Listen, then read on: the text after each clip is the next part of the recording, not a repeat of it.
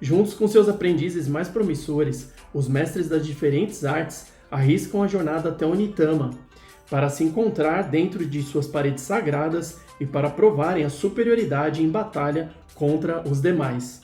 Essas disputas são mais do que simples combates, pois neste lugar, os espíritos animais que guiam as escolas sussurram suas orientações dos mestres e fortalecem os aprendizes com força e destrezas sobrenaturais.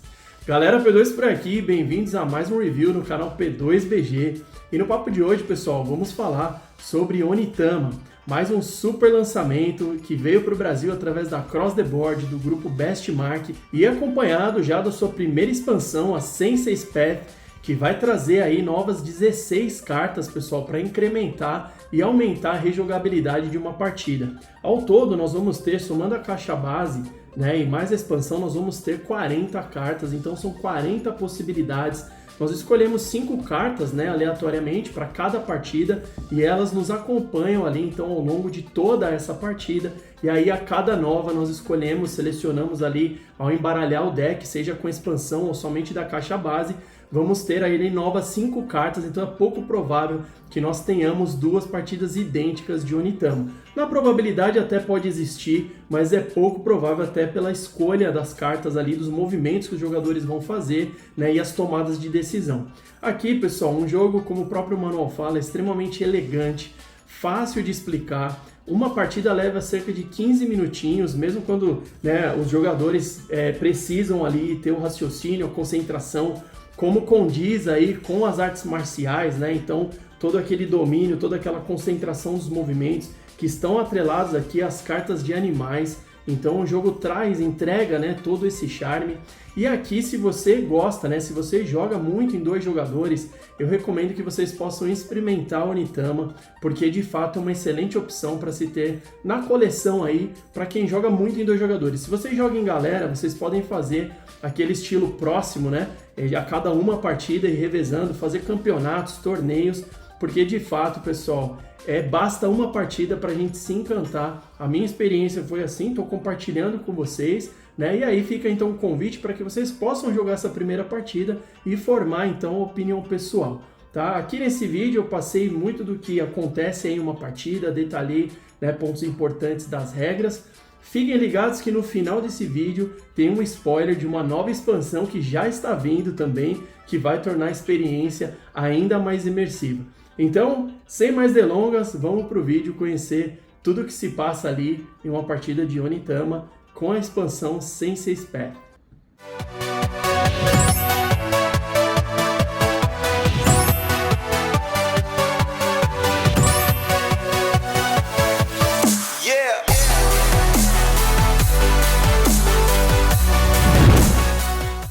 Vamos começar pela preparação de uma partida, pessoal, mas antes eu quero trazer uma boa notícia. No unboxing, eu comentei que a caixa base tinha 16 cartas de movimento e mais 16 da expansão Sensei's Path. Tá? Na verdade, a caixa base, aí que tá a boa notícia, ela vem com 24 cartas de movimento. Então, se a gente somar com a expansão, nós vamos ter 40 possibilidades, pessoal. Tá? Então, isso deixa a rejogabilidade ainda maior, né? Então, aqui nós temos, né, ó, as 24 cartas de movimento, todas elas possuem os nomes dos animais. Eu mostrei tudo isso aqui no unboxing, os convido a assistir.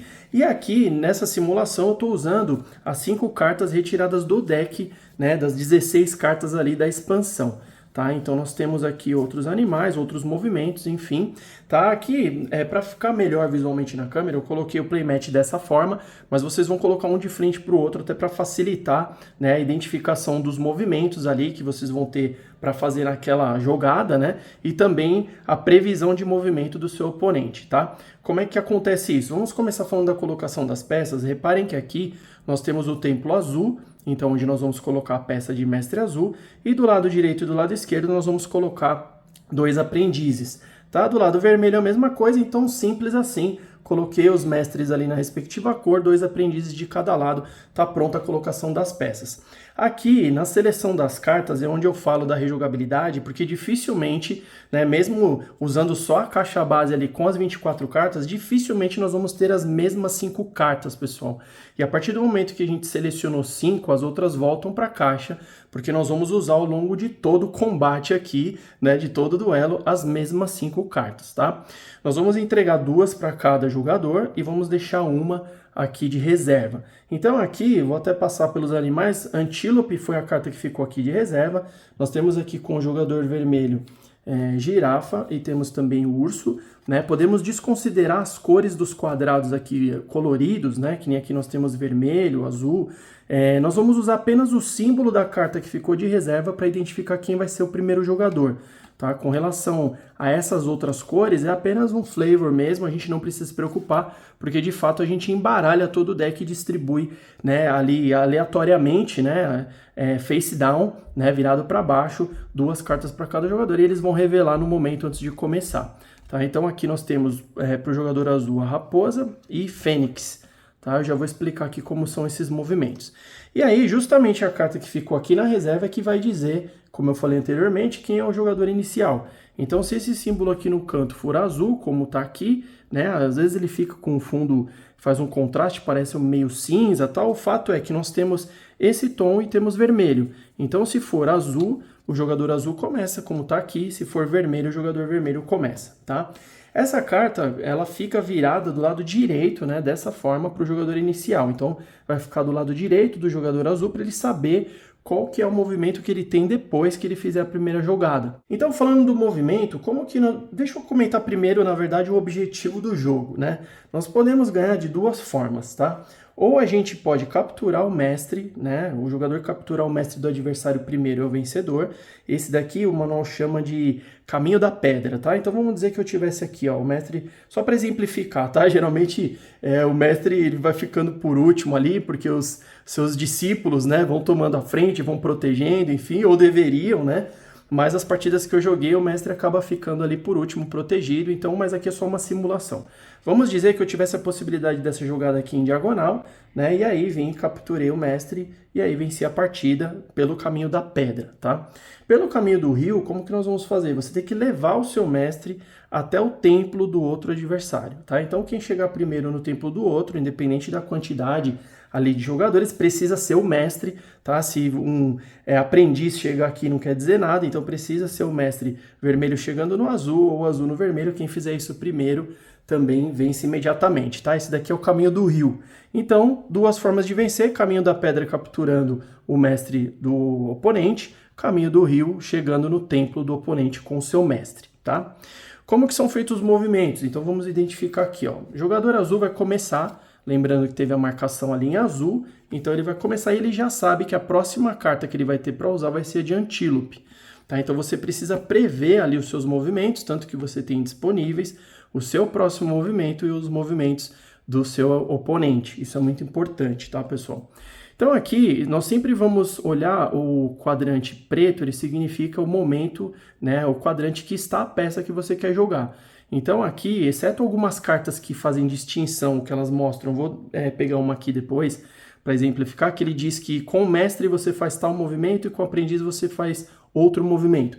Se ela não tem nenhuma distinção aqui, nós vamos fazer o seguinte: vamos imaginar que essa carta está virada aqui, né, para o jogador azul, e ele está olhando aqui. Então, o quadrado preto significa, né, onde está qualquer uma das peças dele, tá? E você não tem uma peça específica para movimentar. As cartas de movimento você aplica para quaisquer peças, né, exceto, como eu disse, se estiver mencionando aqui, tá? E aí você olha aqui, quadrado preto. Então, todas estão aqui na mesma linha, né? E você pode ocupar qualquer uma dessas casas em vermelho, tá? Então, com esse jogador eu não poderia nem vir para trás, porque a única regra é: eu não posso fazer movimentos que tire fora do tabuleiro, né, onde temos os quadrados, e nem posso fazer movimento onde eu já tenho uma peça minha, tá? Onde tem uma peça do adversário, eu vou capturar aquela peça, né, igual a gente vê no jogo de xadrez. Mas aqui eu só posso fazer um movimento onde tem tanto um espaço livre ou uma peça do oponente. Então, esse daqui, por exemplo, ele poderia ir, né, se ele, aqui a gente está dizendo que ele está, né? Ele não consegue ir. Na verdade, com esse daqui eu não consigo fazer nenhuma, né? Porque, ó, ele está aqui Então, para trás ele não consegue ir porque não tem quadrante. Ele estando aqui, ele não consegue ir para o lado e ele não conseguiria também ir para a diagonal. Tá? Então, essa carta não serviria para essa peça. Vamos dar um exemplo para qualquer um dos outros. Nenhum deles conseguiria ir para trás e nem para o lado, porque tem uma peça da mesma cor, mas conseguiriam ir diagonal a partir desse segundo aprendiz. Então, ele poderia daqui, onde está marcando o local dele, ir em diagonal, ou o mestre aqui em diagonal, qualquer um. Então, eu vou movimentar uma peça com uma das cartas de movimento, tá? Simples assim. Se eu fosse, ao invés de utilizar a raposa, eu fosse utilizar a fênix. Mesma coisa, eu vou olhar onde está o quadrado preto, né, para qualquer uma das minhas peças, e aí sim, vamos dizer que fosse o mestre, ó, quadrado preto, ele vai andar um em diagonal para lá, ou em diagonal, né, para a direita ou para a esquerda, e aqui, como ele está na mesma linha dos outros, ele não conseguiria fazer esse movimento, mas vamos dizer que ele tivesse esse espaço, você pode passar por cima das suas peças, ou mesmo das peças dos adversários, isso não tem problema, tá? Ele não te impede, e aí você faria esse movimento aqui. Tá? Então você tem como fazer a jogada, e um dos pontos é, se você tiver como fazer o movimento com qualquer uma das suas peças, você é obrigado a fazer. Tá? Você não pode deixar de executar um movimento. Se caso você não tiver possibilidade de utilizar nenhuma das duas cartas e não pode fazer nenhum movimento por conta de algum impeditivo de sair do tabuleiro ou de parar junto com uma peça sua que já está ali, você vai escolher uma das duas cartas para deixar disponível para o próximo jogador e vai pegar a carta da reserva mesmo assim, tá? Vamos fazer aqui então uma simulação de jogada. Vamos dizer que o jogador azul escolheu a Fênix, tá? Então ele tem aqui, ele resolveu pegar esse aprendiz e colocar aqui em diagonal para a esquerda, tá? Esse daqui então está no ponto inicial. Essa carta que ele utilizou, ele vai passar virada, né, de frente para o oponente aqui e vai pegar essa, tá? E aí o oponente vai fazer a mesma coisa. Então vamos olhar aqui os movimentos disponíveis. Então ele tem o urso e a girafa, tá? Ponto preto está aqui, então ele pode ir para frente, pode ir para a diagonal. Então vamos dizer, se fosse aqui o mestre, ele poderia ir para frente, poderia ir para a diagonal, e ele só não conseguiria no momento vir uma diagonal para trás porque ele está na última linha. Tá? Geralmente esse quadrado aqui ele é muito útil, né, no movimento de defesa, no movimento de recuo, porque se ele tivesse, por exemplo, aqui, né, você conseguiria fazer um movimento de recuo aqui, diagonal para trás, à direita. Tá? E a outra, nós temos aqui então a girafa, um movimento um pouco mais longo pelas pontas, né? Então aqui ninguém conseguiria ir para trás por estar nessa linha, mas partindo do ponto preto ele conseguiria, ó, o branco na frente, pula mais um, conseguiria vir parar aqui, tá? E aqui é a mesma coisa. Então, o branco na frente, pula mais um, ele conseguiria parar aqui, tá? Dessa forma. Então, vamos dizer que ele tivesse escolhido aqui, pegou aqui, ó, o urso e foi um em diagonal com essa peça, tá? Então, ele executou, né, a jogada dele com o urso. Ele vai virar essa carta, deixar ali disponível, então, para a próxima jogada do jogador azul e vai trazer a que ficou disponível aqui, virada para você, e aí a gente vai seguir a partida exatamente dessa forma, pessoal. Simples assim, tá? Fez uma jogada possível, né? Então executou a jogada, a carta que você usou deixa disponível para o próximo jogador, e aí essas 5 cartas vão ficar girando o tempo todo. Você não tem uma obrigação de jogar, você não tem uma obrigação de liberar uma das cartas, né? Você pode segurar o tanto que você achar conveniente você puder, né? Para não favorecer, de repente, eu joguei uma partida que só tinha uma carta que andava diretamente o quadrado para frente, né? E aí se você segura essa carta, você obriga o oponente a fazer jogadas em laterais, em diagonais, né? Então, às vezes para chegar e vencer aqui pelo caminho do rio, né, chegar no templo do seu oponente, você vai precisar em algum momento, né, dar um passo para frente, ou dependendo da combinação das cartas, você consegue chegar em diagonal. Enfim, então o jogo, né, o duelo vai se desenhando de uma forma muito interessante, né, de acordo com que as peças vão se movimentando e de acordo com que as cartas também, né, vão sendo utilizadas. Então fica de fato imprevisível, né, tem várias reviravoltas, é um jogo que entrega aí uma imersão, né, um raciocínio, porque ao mesmo tempo que você pensa na sua jogada, você também precisa, né, prever a jogada do seu oponente, mas nem sempre ele vai fazer aquilo que você imaginou que ele faria. Então tem sim reviravoltas, né, ali quando às vezes você consegue tá em maior quantidade numérica, isso acaba também, aparentemente vai te favorecer, mas aí isso acaba também às vezes tendo, né, uma virada aqui para que tenha um empate ou mesmo uma vitória do oponente. Enfim, aí a partir do momento que vocês finalizarem um duelo, vocês podem jogar melhor de 3, melhor de 5. Sempre que a gente finalizar um duelo e for começar o próximo, nós vamos pegar as cartas aqui que foram usadas, vamos embaralhar e vocês podem fazer como vocês acharem melhor, né? Independente de ser uma melhor de 3, não precisa ser jogado só com o deck da expansão ou só com o da caixa base. Aí faz o embaralhamento, né, de novo e distribui novas 5 cartas ali para a gente ter um novo duelo. Tá? Então é simples assim, pessoal. Eu quero dizer para vocês que tá vindo mais uma expansão aí. Falei isso no unboxing, mas para quem não assistiu, vou comentar aqui com vocês. Temos aqui, ó, né, alguns próximos lançamentos aí da Cross. Então o Revive tá chegando aí, vem uma linha Pocket, né, chamada Cross the Pocket. Mas quero chamar a atenção aqui, ó, para o Onitama Way of the Wind, né, que ele diz aqui, ó, é uma expansão para Onitama que vem com uma nova peça, o Espírito do Vento e seu próprio conjunto de cartas, oferecendo uma nova camada de escolhas e interações no jogo, né? Então a gente já vê aqui, ó, uma primeira carta, né, como se fosse um polvo, né? Só que ela tem um texto aqui e tudo, então eu fiquei bem curioso, né, para poder jogar também com essa expansão, né? Apesar de já ter gostado bastante aqui da Sensei's Path e também, né, da caixa base, que já é, na minha opinião, aí, encantadora, né? Um jogo com alta rejogabilidade, elegante, né? Muito gostoso de jogar. Então, pessoal, fica aqui para vocês, né, a recomendação. Isso é tudo que eu pude absorver aí em uma partida, ou várias, né? Porque já foram várias aqui em casa, realmente é muito convidativo.